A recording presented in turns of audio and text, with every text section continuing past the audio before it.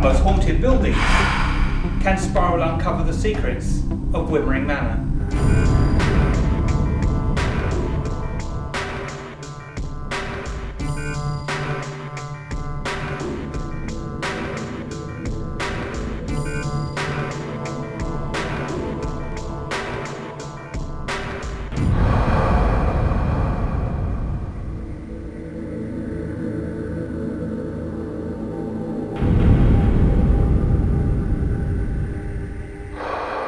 First recorded as a settlement in the Domesday Book, Wymering Manor is the oldest building in Portsmouth, and the name Wymering may have derived from Wym, a Saxon tribal leader who lived in the area around 400 AD. The original manor belonged to Edward the Confessor after the Battle of Hastings in 1066, although the manor's current structure is early 16th century.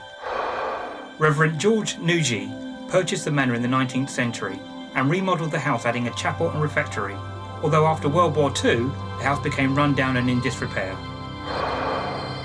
In the 1940s, Leonard Metcalfe purchased the manor, renovating and refurbishing it to restore it to a family residence.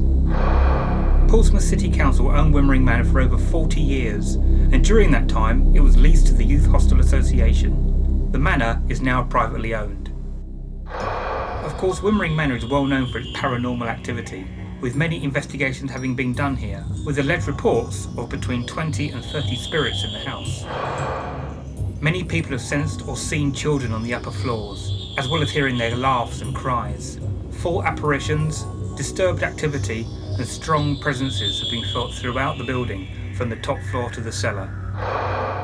Having worked here many times before, without their media and UK PRS, and witnessed some strange activity, most notably in August 2008, during a whole weekend of investigation. And who? That's it. Keep coming, mate. It's got it a bit heavy in there. It like this, never. As soon as I walked in, it's just swirling. It's been kicked on. See, this is what happens when someone comes and opens a doorway. I was intrigued if Wymering Manor's paranormal reputation would manifest itself to the Spiral team.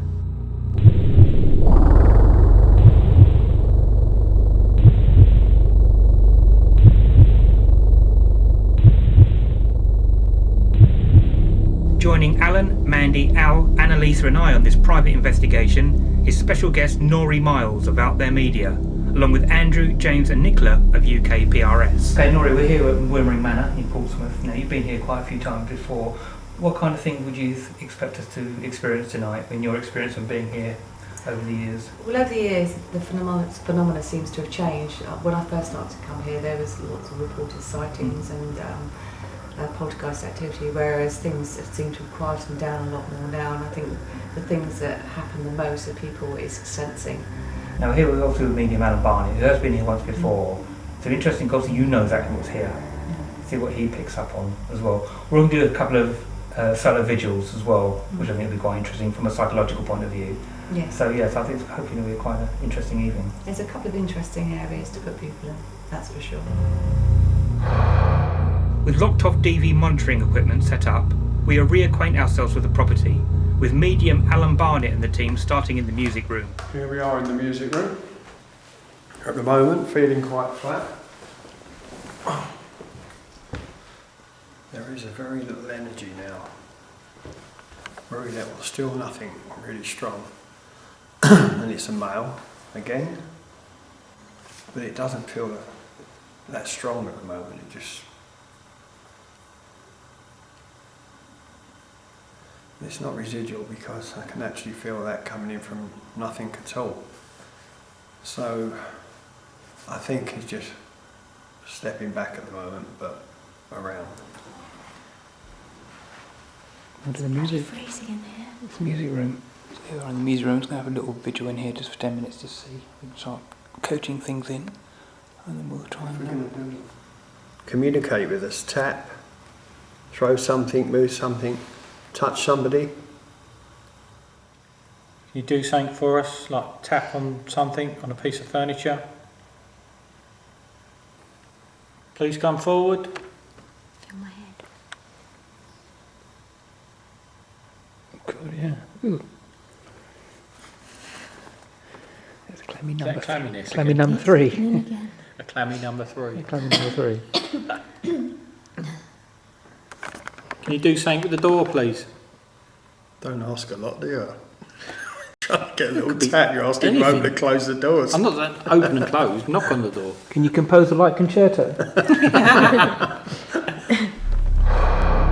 With the rest of the team in another part of the building, Mandy braves a solo vigil back in the music room. Okay, I'm sitting here all by myself in the music room, waiting for something to happen. We've seen a few things floating past on Alan's camera, which is recording still now while I'm talking. Knock on something, make a sound, tap on this table. I think sometimes when you're on your own, the slightest sound can make you turn your head and start thinking, what was that? But you've got to kind of keep your head together and try and make sense of it. So there were a few little scratches and a few little taps and whatever, but I'm pretty sure it was just the rain outside or the wind or whatever. So, but yeah, I kind of prefer it sometimes when I'm on my own or just with one other person rather than with a big group. In the main lounge area, we conduct a communication circle. Okay, we've moved down into the main hall area of Wymering Manor. What we're going to try and do is, got a table set up, we're going to try and do some table work, see if we can contact any spirits around. Usually in this area it can be quite strong. So far tonight, not much is coming out to play. That's just fine, you know. If we get nothing, we show nothing. That's our philosophy. So see how it goes, see if we build up the energy, and hopefully they might pop in and say hi. Yes. Why? I just thought I saw somebody standing up by that door. By the dining room door? Yeah, there is. What? By the dining room door. Well, where a crew room is? I swear, absolutely, completely swear that I saw somebody standing over there. Really, really clearly. Unknown to Mandy at the time, Norie later confirmed that a male figure has been seen here before, and Alan Barnett had seen this presence at the same place on a previous visit to the manor. Dining room side, that's where a tall male figure's been seen. And also onto the left staircase, children have been seen coming down there. It's male and female, both sexes have been seen coming down that stairs. Really? I've spent 5 years doing these things, sitting up all night long, getting cold, getting tired, waiting, and now I've just seen a real clear man standing by the door and it's done my head in. With the notion that yourself can be the best piece of equipment to use on an investigation, we headed upstairs to one of the first floor rooms, where Norie carried out an interesting experiment. I'm going to turn the lights out shortly. The reason I give you a pad and pen, I'm going to ask you a series of questions over the next 10-15 minutes. So you just relax, clear your mind, sort of get rid of sort of the everyday rubbish that's clogging your mind up. And then I'm going to ask them a series of questions. And I want them to write the first answer that comes down to their head onto the pad.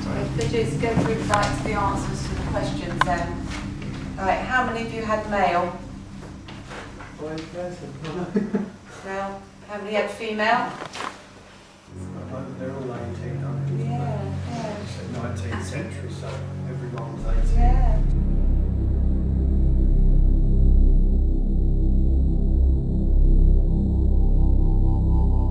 Although Wymering Manor is a familiar location to many of the team, it was generally a quiet night, with the lock-offs failing to capture anything significant, although some people did have personal experiences. A fascinating building full of contrasting layers and styles, Wymering Manor remains an enigmatic place that sits amongst the many other historical locations that the city of Portsmouth can proudly boast, and no doubt we shall be returning again soon.